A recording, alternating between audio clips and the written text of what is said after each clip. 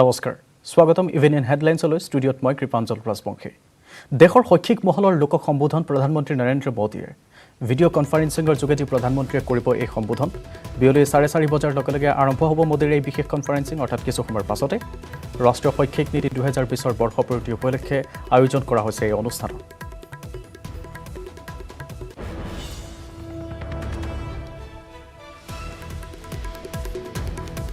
আমি জনাইছো দেশৰ শৈক্ষিক মহলৰ লোকক সম্বোধন প্ৰধানমন্ত্ৰী নৰেন্দ্ৰ মোদীৰ ভিডিঅ' কনফাৰেন্সিংৰ যোগেদি প্ৰধানমন্ত্ৰী মোদীয়ে এই সম্বোধন কৰিছে আমি পোনপটীয়া সম্প্ৰচাৰলৈ লৈ গৈছো निवेदन करता हूं कि वे माननीय प्रधानमंत्री जी तथा सभी गणमान्य अतिथियों का स्वागत संबोधन करें।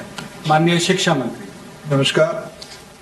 आज की इस अत्यंत महत्वपूर्ण एवं गरिमापूर्ण समारोह में हमें मार्गदर्शन प्रदान करने हेतु उपस्थित देश की लोकप्रिय जननेता हमारे माननीय प्रधानमंत्री श्री नरेंद्र मोदी जी, राज्यों के माननीय राज्यपाल, राज्यों के सम्मानित मुख्यमंत्रीगण, केंद्र सरकार में मेरे साथी मंत्रीगण, राज्यों के शिक्षा मंत्री महोदयगण, विश्वविद्यालय के कुलपति तथा स्कूल एवं कॉलेज एवं अन्य संस्थानों के संस्थाध्यक्ष, मेरे प्रिय विद्यार्थियों एवं शिक्षकों, देवियों और सज्जनों, आप सभी को मेरा सादर अभिनंदन। Today is a momentous day in our history when we mark a year of the launch of one of the most landmark policy reforms in India, the New Education Policy 2020. When the world was at its peak of struggling to cope with the COVID-19 pandemic, our government came up with this transformative policy which will have profound, far-reaching impact on the educational landscape of the country, thereby reshaping the destiny of this nation, both in terms of its internal resilience, resources and strength, and its standing in the world. The importance of this document cannot be emphasized enough for its potential role in building a robust nation. The New Education Policy 2020 stands on the four pillars of quality, equity, access and affordability, themes that run through many of the reforms brought about by the visionary leadership of Prime Minister Shri Narendra Modi ji.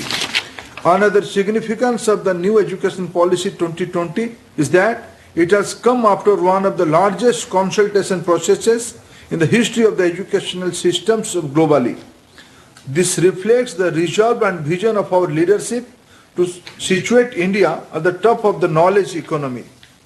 As we celebrate Amrita Mahotsav or 75 years of India's independence, the NEP will be the guiding philosophy that will nurture, inspire, influence and groom children who today fall between the age of 5 and 15 years. The same category of impressionable and valuable human resource will be the peak of productive age of between 30 and 40 years when the India hits the mark of 100 years of independence or Azadi 100. New Education Policy 2020 prepares this age group as global citizens who exhibit the keen disposition to shoulder collective responsibilities in the face of natural disasters or finding solutions for issues that confront humanity as a whole, solutions that cut across boundaries of culture. The resilience and survival of civilization is a direct consequence of the clarity of thought and its possible people. New Education Policy prepares our youth to be the flag bearers of a global community which bases itself on scientific thought, critical thinking and humanism. This is the PM Modi's vision and government's mission that we will try to best of our capabilities to implement in letter and spirit. I also take this opportunity to express my sincere gratitude to Dr. Kasturi Rangan and the team of superior intellectuals and academics who drafted this landmark document. I again thank Honorable Prime Minister Modi ji for his presence today and his persistent guidance to the education sector. Sir, I welcome you to this program. Thank you. धन्यवाद sir. आदरणीय प्रधानमंत्री महोदय, आपकी अनुमति से राष्ट्रीय शिक्षा नीति के अंतर्गत अब तक की उपलब्धियों पर एक लघु फिल्म प्रस्तुत है।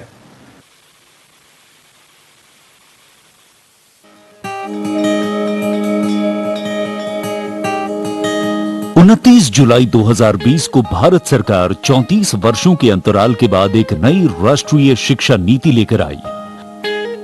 उद्देश्य था नई पीढ़ी को नई सदी की मांग के अनुरूप योग्य बनाना।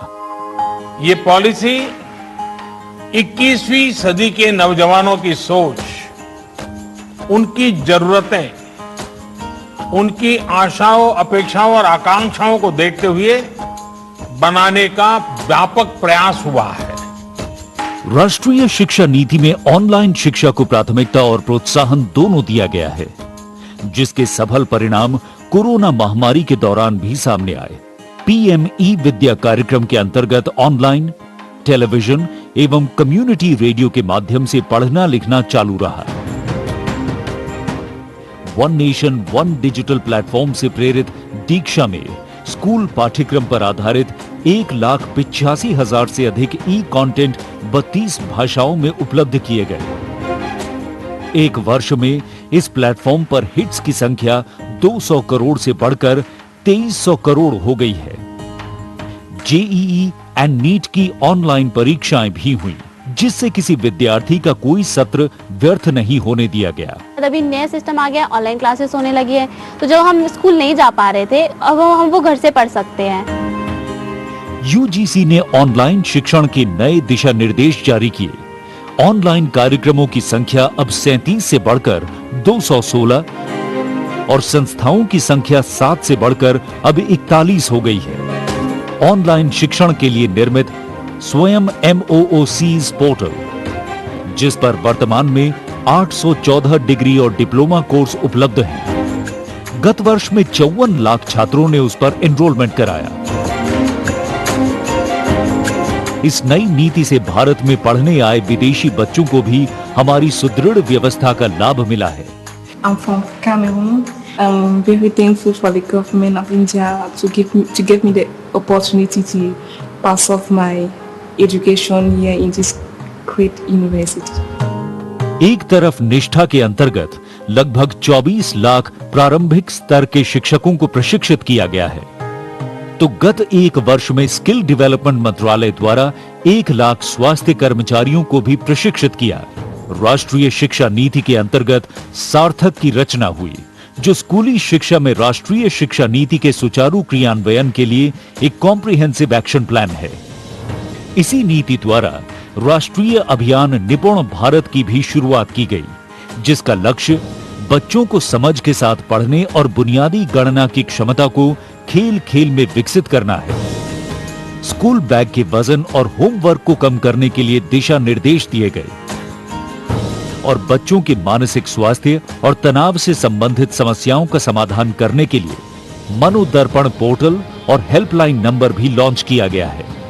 राष्ट्रीय शिक्षा नीति में कक्षा 6 से ही coding, data science, financial literacy और हैंडीक्राफ्ट के वोकेशनल कोर्सेज को भी शामिल किया गया है और कक्षा 10वीं और 12वीं के लिए सीबीएसई द्वारा कॉम्पिटेंसी बेस्ड एग्जाम्स की चरणबद्ध तरीके से शुरुआत की गई है।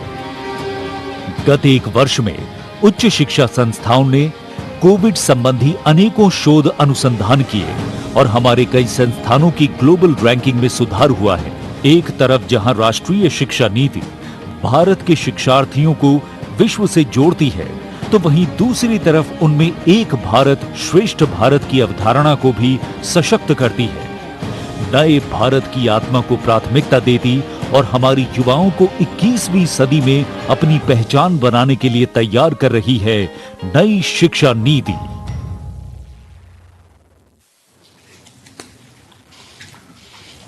अब मैं माननीय प्रधानमंत्री जी से अनुरोध करूंगा कि वो शिक्षा नीति के अंतर्गत लिए गए हमारे कुछ पहलों का कृपया बटन दबाकर उद्घाटन करें। विद्या प्रवेश कक्षा 1 की तैयारी को सुनिश्चित करने के लिए राष्ट्रीय शिक्षा नीति के सुझावों पर NCERT द्वारा बच्चों के लिए 3 माह का स्कूल प्रिपरेशन मॉड्यूल विद्या प्रवेश तैयार किया गया है। इस पाठ्यक्रम में अक्षर, ध्वनि, शब्द, रंग, आकार और संख्या सीखने के लिए रोचक गतिविधियां हैं। इसके द्वारा बच्चों के पूर्व साक्षरता, पूर्व गणना और सामाजिक कौशल का विकास होगा। विद्या प्रवेश का लक्ष्य है शिक्षा के प्रारंभ से ही आधारशिला को मजबूत करना, ताकि सब समान रूप से समझ सकें, पढ़ सकें और बढ़ सकें। Indian sign language. पहचान कर मेरी सीमाएं और सामर्थ्य। किताब और अधिगम सामग्री अब उपलब्ध है भारतीय भाषाओं के समक्ष, भारतीय सांकेतिक भाषा में भी। सभी विद्यार्थियों और शिक्षकों के लिए ISLRTC, NIOS और NCERT ने कक्षा 1 से 12 तक के 1200 से भी ज्यादा शैक्षिक वीडियो कार्यक्रमों को भारतीय सांकेतिक भाषा में बनाया है, जो दीक्षा मंच पर उपलब्ध हैं। अब मैं हूँ सबके साथ और सब है मेरे साथ। निष्ठा 2.0 दुनिया का सबसे बड़ा शिक्षक प्रशिक्षण कार्यक्रम, ताकि शिक्षक बच्चों की प्रतिभा को परखकर विकसित कर सकें। प्राथमिक स्तर पर शिक्षकों के प्रशिक्षण के बाद अब निष्ठा अपने नवनिर्मित 68 मॉड्यूल द्वारा माध्यमिक स्तर के 10 लाख शिक्षकों को प्रशिक्षित करने के लिए तैयार और प्रतिबद्ध है। निष्ठा 2.0 स्कूल प्रमुखों और शिक्षकों की समग्र प्रगति को सुनिश्चित करने हेतु राष्ट्रीय पहल। सफल structured assessment for analysing learning. CBSE के 25,000 स्कूल्स के ग्रेड 3, 5 और 8 के 50 लाख बच्चों के लिए तैयार किया गया है। इस कॉम्पिटेंसी बेस्ड असेसमेंट सफल में बच्चों का core concepts, application based questions, high order thinking skills द्वारा आंकलन किया जाएगा। आर्टिफिशियल इंटेलिजेंस नई दुनिया का एक ईंधन है। भारत की AI रणनीति AI फॉर ऑल की सोच पर बनाई गई है। भारत सरकार के शिक्षा मंत्रालय द्वारा 2020 में जारी की गई राष्ट्रीय शिक्षा नीति भारत को सही मायने में AI रेडी बनाने के लिए AI स्किल्स के महत्व की पुष्टि करती है। भारतीय शिक्षा मंत्रालय, केंद्रीय माध्यमिक शिक्षा बोर्ड और इंटेल इंडिया आपके लिए लाए हैं AI फॉर ऑल। इस कार्यक्रम को लगभग 4 घंटों में पूरा किया जा सकता है और ये 11 भारतीय भाषाओं में उपलब्ध है और दृष्टिबाधित लोगों के लिए भी उपलब्ध है। और दृष्टिबाधित लोगों के लिए भी उपलब्ध है।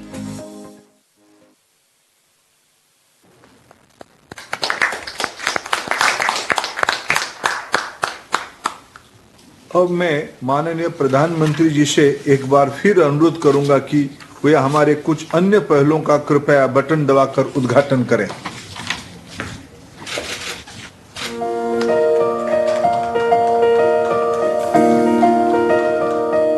Academic Bank of Credit, academic flexibility, multidisciplinary, distributed teaching learning and multiple entry and multiple exit के सिद्धांतों पर आधारित क्रेडिट को डिजिटल से संकलित और ट्रांसफर करने की एक व्यवस्था है, जिसके लिए UGC द्वारा रेगुलेशंस जारी किए गए हैं। ये एक डिजिटल बैंक की तरह काम करेगा, जिसमें छात्र एकेडमिक अकाउंट खोलेंगे, जिसमें उनके द्वारा अर्जित क्रेडिट्स जमा किए जाएंगे।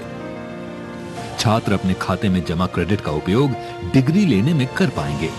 UGC द्वारा multiple entry and multiple exit के लिए भी दिशा निर्देश जारी किए गए हैं।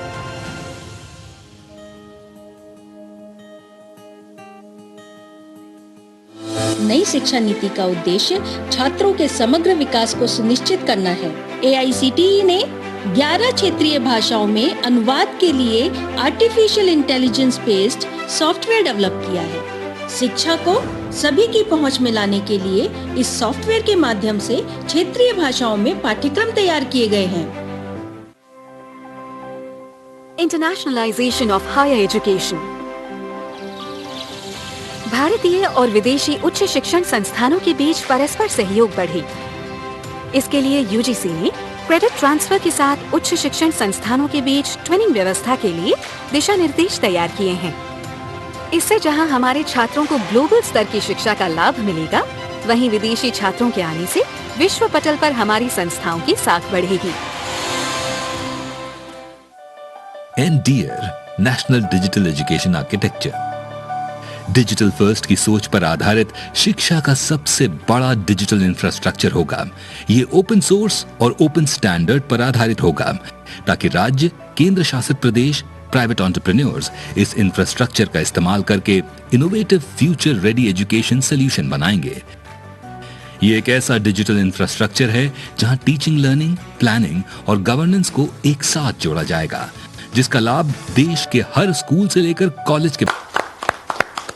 Now I request Honorable Prime Minister to address this August digital gathering. Honorable Prime Minister.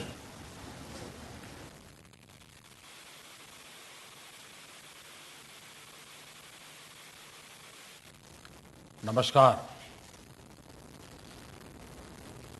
कार्यक्रम में मेरे साथ जुड़ रहे कैबिनेट के मेरे सभी सहयोगीगण, राज्यों के माननीय राज्यपाल, सभी सम्मानित मुख्यमंत्री, उप मुख्यमंत्री, राज्य सरकारों के मंत्रीगण, उपस्थित शिक्षाविद, अध्यापकगण, सभी अभिभावक और मेरे प्रिय युवा साथियों, नई राष्ट्रीय शिक्षा नीति को 1 साल पूरा होने पर सभी देशवासियों और विशेषकर सभी विद्यार्थियों को बहुत बहुत शुभकामनाएं। बीते 1 वर्ष में देश के आप सभी महानुभावों, शिक्षकों, प्रधानाचार्यों, नीतिकारों ने राष्ट्रीय शिक्षा नीति को धरातल पर उतारने में बहुत मेहनत की है। कोरोना के इस काल में भी लाखों नागरिकों से, शिक्षकों, राज्यों, ऑटोनॉमस बॉडीज से सुझाव लेकर टास्क फोर्स बनाकर नई शिक्षा नीति का चरणबद्ध तरीके से लागू किया जा रहा है। बीते 1 वर्ष में राष्ट्रीय शिक्षा नीति को आधार बनाकर अनेक बड़े फैसले लिए गए हैं। आज इसी कड़ी में मुझे बहुत सारी नई योजनाएं, नए इनिशिएटिव्स, इसकी शुरुआत करने का सौभाग्य मिला है। साथियों, ये महत्वपूर्ण अवसर ऐसे समय में आया है जब देश आजादी के 75 साल का अमृत महोत्सव मना रहा है। आज से कुछ ही दिन बाद 15 अगस्त को हम आजादी के 75वें साल में प्रवेश भी करने जा रहे हैं। एक तरह से नई राष्ट्रीय शिक्षा नीति का इम्प्लीमेंटेशन आजादी के अमृत महोत्सव का प्रमुख हिस्सा बन गया है। इतने बड़े महापर्व के बीच राष्ट्रीय शिक्षा नीति के तहत आज शुरू हुई योजनाएं नए भारत के निर्माण में बहुत बड़ी भूमिका निभाएगी। भारत के जिस सुनहरे भविष्य के संकल्प के साथ आज हम आजादी का अमृत महोत्सव मना रहे हैं, उस भविष्य की ओर हमें आज की नई पीढ़ी ही ले जाएगी। भविष्य हम कितना आगे जाएंगे, कितनी ऊंचाई प्राप्त करेंगे, ये इस बात पर निर्भर करेगा कि हम अपने युवाओं को वर्तमान में यानी आज कैसी शिक्षा दे रहे हैं, कैसी दिशा दे रहे हैं। इसलिए मैं मानता हूं भारत की नई राष्ट्रीय शिक्षा नीति राष्ट्र निर्माण के महायज्ञ में बड़े फैक्टर में से एक है और इसलिए देश ने इस शिक्षा नीति को इतना आधुनिक बनाया है, इतना फ्यूचर रेडी रखा है।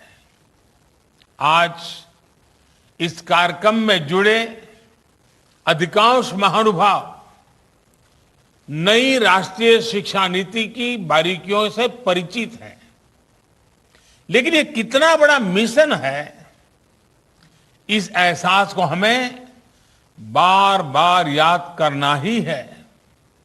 साथियों, देश भर से हमारे कई युवा स्टूडेंट्स भी इस कार्यक्रम में हमारे साथ हैं।